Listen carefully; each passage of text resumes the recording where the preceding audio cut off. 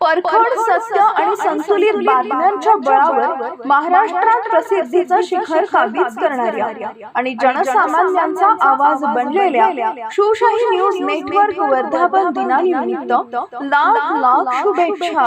शुभेच्छुक शिरूर नगर परिषदेच्या महिला व बालकल्याण समिती सदस्य आणि प्रभागाच्या विकासासाठी अहोरात्र कष्ट घेणाऱ्या नगरसेविका सौभाग्यवती पूजाताई पुष्कराज पोटावळे।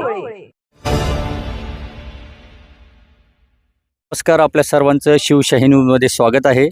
आज शिरूर तालुक्यातील निमगाव भोगे या ठिकाणी हिलिंग लाईव्हच्या माध्यमामधून जवळजवळ 5000 झाडांचं या ठिकाणी वृक्षारोपण करण्यात आलेलं आहे आणि अनेक मान्यवर या ठिकाणी विविध सामाजिक आणि शैक्षणिक क्षेत्रामधून आलेले आहेत आणि प्रत्येकाने आपले या ठिकाणी एक झाड लावून त्या ठिकाणी त्याला वाढवण्यासाठी आणि पर्यावरणाचा समतोल राखण्यासाठी प्रत्येकाने मेहनत घ्यावी आणि झाडाला वाढवावं, काळाची गरज आहे। हा संदेश अनेक मान्यवरांनी या ठिकाणी दिलेला आहे। शिवशाही न्यूजसाठी मी फैजल पठाण, शिरूर।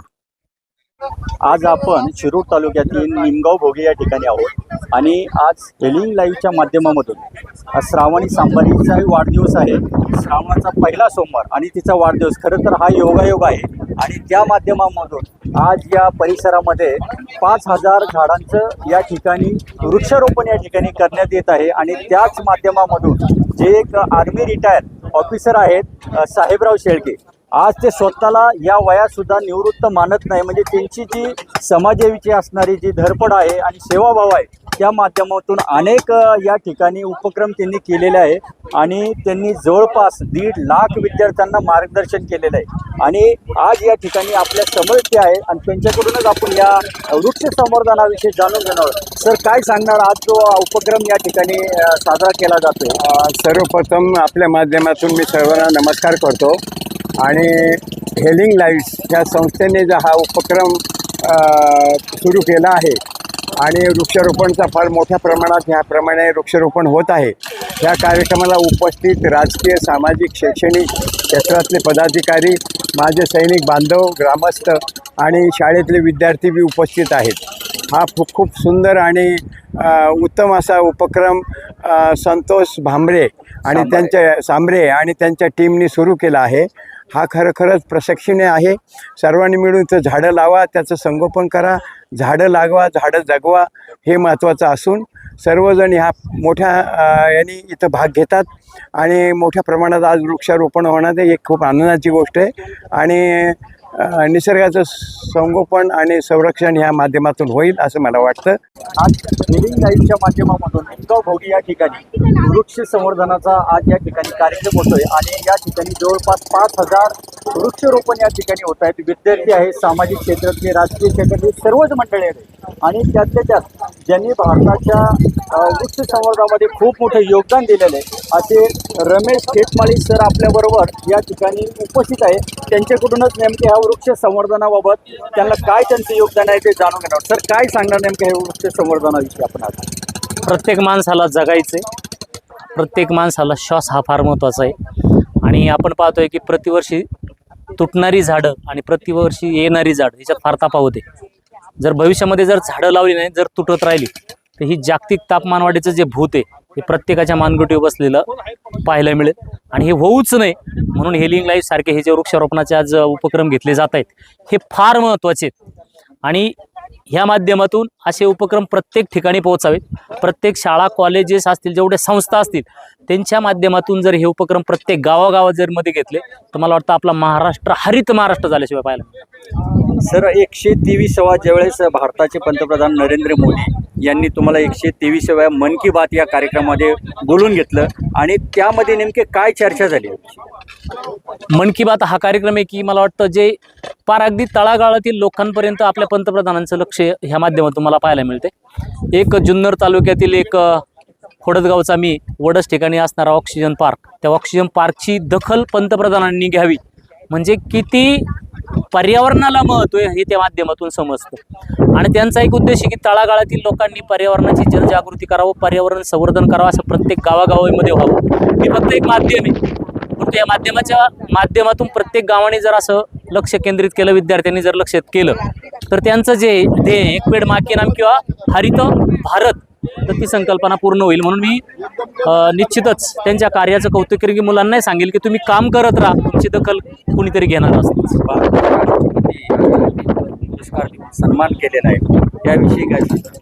ही तर खरंच माझ्यासाठी एक आश्चर्याची गोष्ट होती. मी वडद ऑक्सिजन पार्कमध्ये झाडं लावत होतो आणि ती झाडं लावत असताना पुण्याच्या डाकघर विभागाची जी सगळी काही अधिकारी आहे ते झाडं लावताना एक निमंत्रण घेऊन आले आणि ते ज्यावेळेस मी ते निमंत्रण पत्र उचकून पाहिलं तर भारताचे राष्ट्रपती यांनी मला जेवणासाठी 15 ऑगस्टला निमंत्रित केलं होतं. एक आश्चर्याचा धक्का होता माझ्यासाठी. आणि हे खरी ऊर्जा आहे, ही खरी प्रेरणा आहे की प्रत्येक विद्यार्थ्याने जर असं जर मनावर घेतलं तर आणि अशी जर कामं करायला जर सुरुवात केली तर मला वाटतं पंतप्रधान, राष्ट्रपती अशा देश लेवलवर त्यांची निश्चित दखल घेतली जाईल. सर, एक वेटरन अवॉर्ड सुद्धा तुम्हाला मिळालेले आहे, नेमकं काय सांगता नाही? 17 वर्ष माझी आर्मीमध्ये देश सेवा झाली. 17 वर्षानंतर मी 2012ला रिटायरमेंट झालो. मी रिटायर झाल्यानंतरही आमची दखल जर म्हणजे मी आर्मीतून असल्यामुळं आमच्या देशाचे आपले सेनाध्यक्ष त्यांनी मला त्या ठिकाणी उत्कृष्ट कार्याबद्दल वेटरन अचीव्हर्स अवॉर्ड दिल्ली या ठिकाणी दिला. तर एक पाठीवर दिलेली थाप आहे आणि मला वाटतं आमच्या माध्यमातून देशाचं संरक्षण तर होतंहीच आहे, परंतु त्या माध्यमातून पर्यावरणाची सेवा आम्ही रिटायर झाल्यानंतर घडावी असं सेनाध्यक्षांचं मत होतं आणि आहे असं मला यामध्ये सांगतो. या ठिकाणी तमाम वृक्षप्रेमींना किंवा निसर्गप्रेमींना काय तुम्ही संदेश देणार आहात? हां, मला जर सांगायचा उद्देश आहे, जर श्वास घेत आहे तर श्वासासाठी प्रत्येकाने झाड लावा.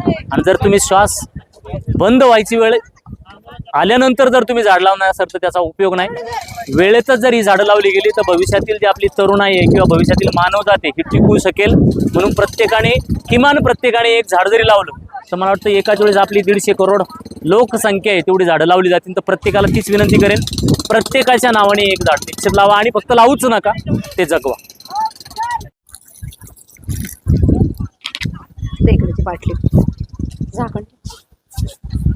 आज हिलिंग लाईव्हच्या माध्यमामधून निमगाव भोगी या ठिकाणी जवळपास 5000 झाडांचं वृक्षारोपण या ठिकाणी केलं गेलेलं आहे. आणि आपल्या समवेत भिडे आजी आहेत, तर ते सुद्धा खूप निसर्गावर प्रेम करतात आणि त्यांचा एक मोलाचा संदेश समाजासाठी काय असेल आपण त्यांच्याकडूनच समजून घेणार आहोत. आजी, काय सांगणार आज या वृक्षारोपण संदर्भात? वृक्षारोपण म्हणजे वृक्ष हे सगळ्यांना जीवदान देतात, म्हणजे प्राणवायू देतात, फळं देतात.